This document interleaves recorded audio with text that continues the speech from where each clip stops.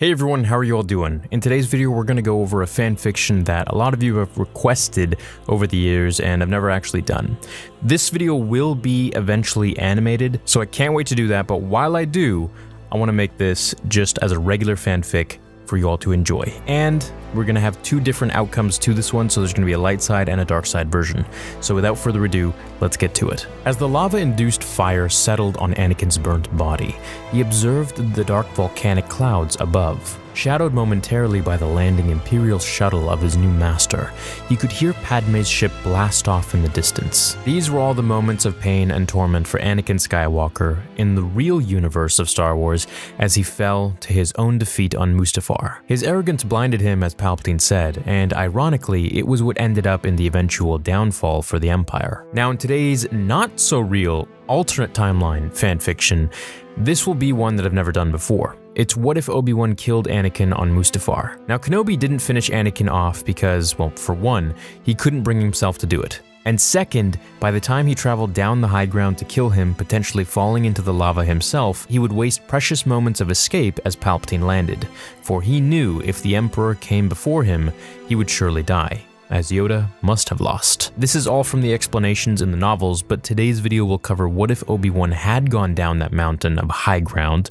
to actually kill Anakin. We have to take into consideration what George has put in the novels, or what the writers have put in the different novels regarding Obi-Wan hesitating to do that to actually kill Anakin off so as to not waste time to get away from the Emperor. And of course, this one will be the very dark version, and it will be animated, which I hope you look forwards to. The lava bubbled and boiled as Kenobi saw the shuttle of the Emperor fly overhead.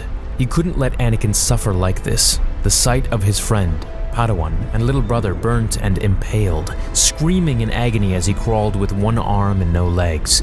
Staring up at him, Kenobi moved down the mountain, slipping on loose rubble and sand as he stood directly over Skywalker, peering down at what was left of his beloved friend.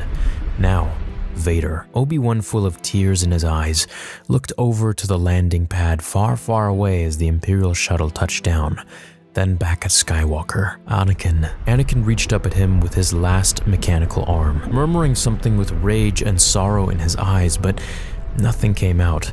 His vocal cords were burnt and destroyed beyond repair from the fire of the lava that removed his flesh. Kenobi was frozen in time, all the memories of them together as a boy. The first time they met with Qui-Gon, the first mission together, Qui-Gon's funeral, all the moments of laughter and joy, of war at each other's side, of brotherhood. What I do now is for you, he thought, as Kenobi knelt to touch the head of Vader, whose mechanical hand reached for him, tugging at his charcoaled cream-colored robes. Obi-Wan closes his eyes and puts the emitter of his lightsaber to Anakin's chest, right above his heart, tears streaming down his cheeks like an infinite river of sorrow. Where did I go wrong? As he looks up to the sky, fire and ash rain down upon him, the door of the Imperial shuttle opening in the distance. Kenobi flicks the switch on as fast as he turns it off. The blink of an eye, the beat of a heart. Vader was no more. Skywalker was dead. Silence. Kenobi staggers to stand as he tries to climb the hill on its most hardened surfaces, which isn't saying much. The loose rubble and rocks slipping beneath his boots. Shock troopers lining up outside the Imperial shuttle as Palpatine walked down the ramp ominously. Look, Amidala's ship. Kenobi is still here. I feel it. Kenobi was trapped. He hid behind a boulder as the shock troopers approached with Palpatine. Seeing the lifeless body of Anakin Skywalker, Palpatine looked defeated. Over a decade of patience, brainwashing, coaxing this child to become his apprentice and turning his back on the Jedi. Oh, how Maul would laugh now. Planting the seeds in his mind from the first day they met, promising him a life of significance, of respect, of power, all for naught. Sidious was broken. Dooku was dead. Maul was a fragmented being who hated the Sith. And now, the Chosen One was dead. Kenobi shall pay for his crimes, and he was still on the planet. Sidious knew it. He could feel it. Search the perimeter. Kenobi couldn't have gone far. Sidious went over to the lifeless Anakin to examine him. Not a single breath or sign of life emanated from his body. Palpatine stood and stared at the sky over the flowing river of lava. The shock troopers observed him in silence. Palpatine raised his hands outwards and crushed monumental mountains with the Force, casting thick thunderous bolts of lightning from the depths of the clouded sky, his rage unlike ever before. Lightning pouring from his fingertips like an overflowing ocean, sparks in all directions, breaking infrastructure, hitting rock and lava itself. Unforgiving, relentless.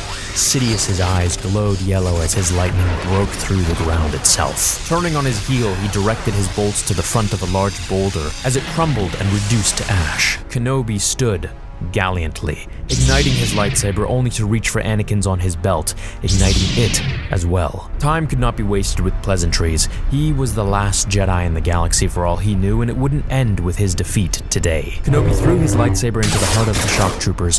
Palpatine summoned the Force on Obi-Wan, but the Master of Sorcery was far too fast, harnessing Force speed as he moved through all of the clones, impaling them as he had done to Anakin. He made short work of them with both sabers and the Force at his side. It was as if Anakin Skywalker's spirit was with him during this moment, not Vader's. Kenobi had no fear. He had nothing to lose. Only the fate of the galaxy rested upon his shoulders, and he would summon whatever it took to stay alive, including areas of the Force that he had never experienced before. Kenobi was a machine. Sidious shot bolt after bolt at Kenobi, moving rocks with the Force and hurling them at him, who dodged and struck down all of them with his lightsabers. All until Sidious did the unthinkable. Only he could do something so dark and twisted. Pause. Okay, so now here in the story we can take two different roads, leading in ultimately different paths. One is the light side version where Kenobi escapes, the other more dark and realistic. For if Kenobi kills Vader like he did, the fate of everything must be completely changed and go differently, while still honoring exactly what George Lucas wrote, or approved to be written in the novels. So let's go with the dark option in this one, and in another video we can take the route of the light, where Kenobi at least gets away, and how that would change the galaxy. So beware, this is about to get really dark and pretty depressing, but I know you're gonna enjoy it. Amidst the boulders, he threw Anakin's lifeless body in the mix, and it threw Kenobi off guard.